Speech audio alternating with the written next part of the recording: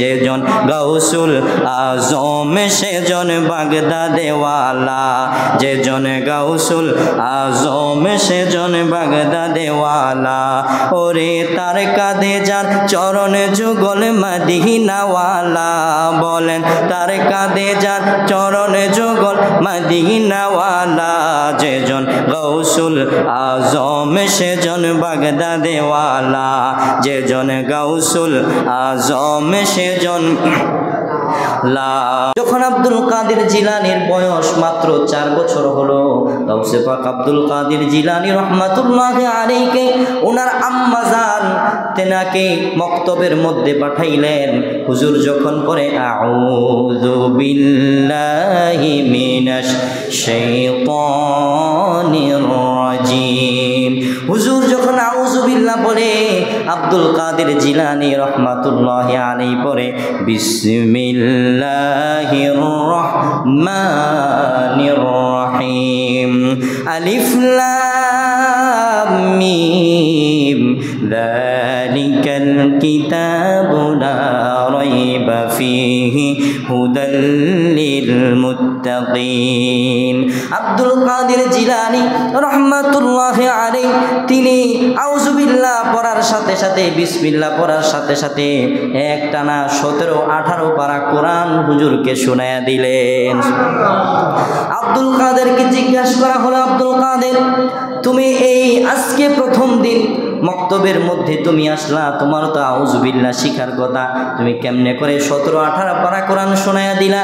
তখন আব্দুল কাদের জিলানী কয়, যেই দিন থেকে আমি মায়ের গর্ভের মধ্যে এসেছিলাম সেই দিন থেকে আমার মা কোরআনুল কারীমের তেলাওয়াত করেছে।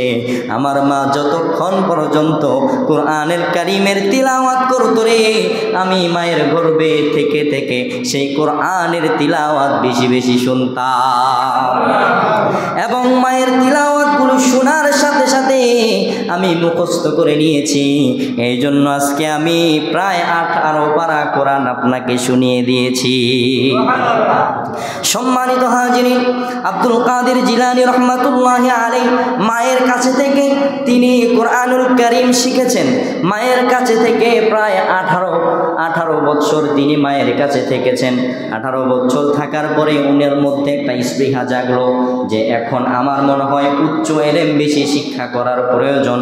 তখন আব্দুল কাদের জিলানী রহমাতুল্লাহি আলাইহি উনার মায়ের কাছে আবেদন করলেন, প্রাণের মা, আমি তো এই শহরের জিলান শহরে যেই এলেমগুলো শিক্ষা করার ছিল সেই এলেম আমি শিক্ষা করে নিয়েছি, এখন আমার মনে হয় আরো উচ্চতরের এলেম আমার শিক্ষা করার দরকার।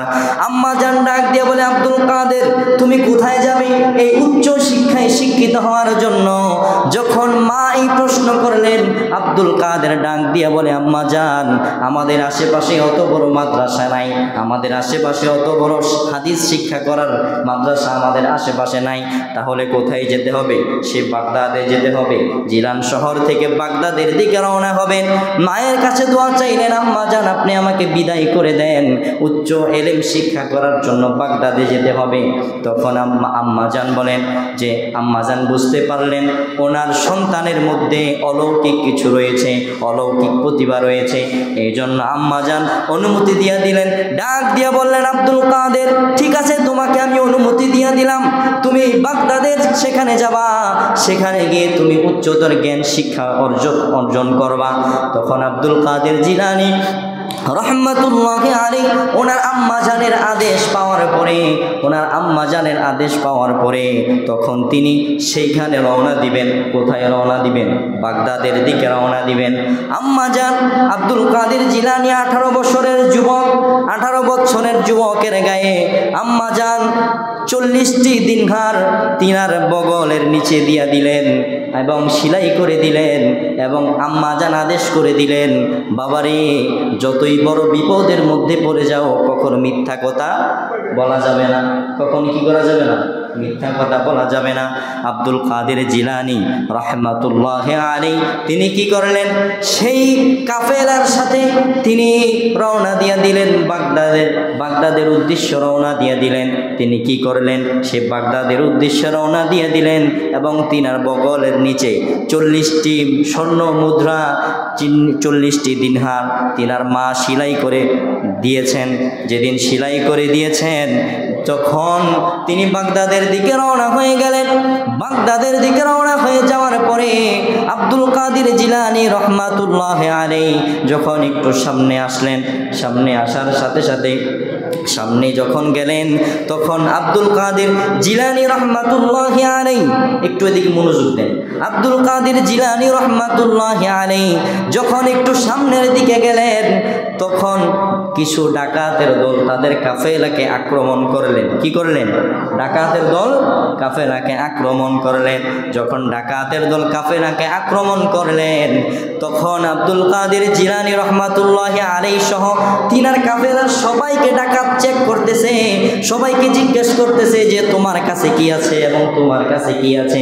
যখন ডাকাত সার্চ করা শুরু করে দিলেন তখন আব্দুল কাদের জিলানী রাহমাতুল্লাহি আলাইহির কাছে একজন ডাকাত এসে বলতেছে যে বাবা তোমার কাছে কি আছে দিয়ে দাও। তখন অন্যান্য ডাকাতরা বলে ছোট বাচ্চা তার কাছে আর কি থাকবে। আব্দুল কাদের জিলানী ডাক দিয়া কয় ডাকাত ভাই আমার কাছে আছে অনেক কিছুই আছে। বলে তোমার কাছে কি আছে? বলে আমার কাছে 40টি স্বর্ণ মুদ্রা রয়েছে। তখন ডাকাত কয় কেমনে সম্ভব, এত ছোট বাচ্চার কাছে 40টা দিনহার কিভাবে থাকবে? তখন সবাই চমকে গেলেন, আবার বললেন যে আব্দুল কাদের তোমার কাছে যা আছে দিয়ে দাও। তখন তিনি বললেন ও ডাকাত ভাই আমার সেই বগলের নিচে আমার মা 40টি স্বর্ণ মুদ্রা দিয়েছেন এবং বলেছেন আমি যতই বিপদের মধ্যে পড়ে যাই না কেন কখনো যেন মিথ্যা কথা না বলি। আবু সালে মুসা জঙ্গি ছিলেন যার পিতা, উম্মুল খায়ের মা ফাতেমা ছিলেন যার মাতা। আবু সালে মুসা জঙ্গি ছিলেন যার পিতা, উম্মুল খায়ের মা ফাতেমা ছিলেন যার মাতা। দুইজনেই ছিল আল্লাহ নবীর প্রেমে দিওয়ানা। বলো দুইজনেই ছিল আল্লাহ নবীর প্রেমে দিওয়ানা।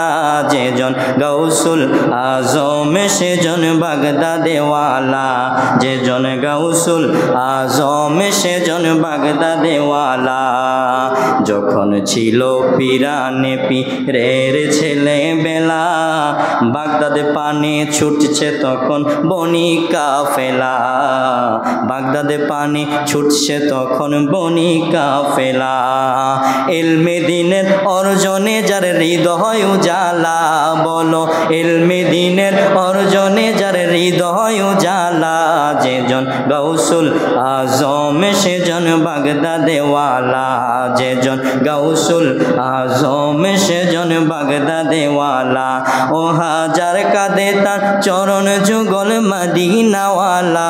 বলো তার কাঁদে যার চরণ যুগল মদিনাওয়ালা। যেজন গাউসুল আজম সেজন বাগদাদেওয়ালা, যেজন গাউসুল আজম সেজন বাগদাদেওয়ালা। জোরে কোন মারহাবা। আব্দুল কাদের জিলানী রাহমাতুল্লাহি আলাইহি যখন কাফেলার সাথে গেলেন ডাকাতে ধরলেন এবং সেখানে তিনি সত্য কথা বলে এবং ডাকাতদেরকেও তিনি কি করেছেন মুসলিম বানিয়েছেন।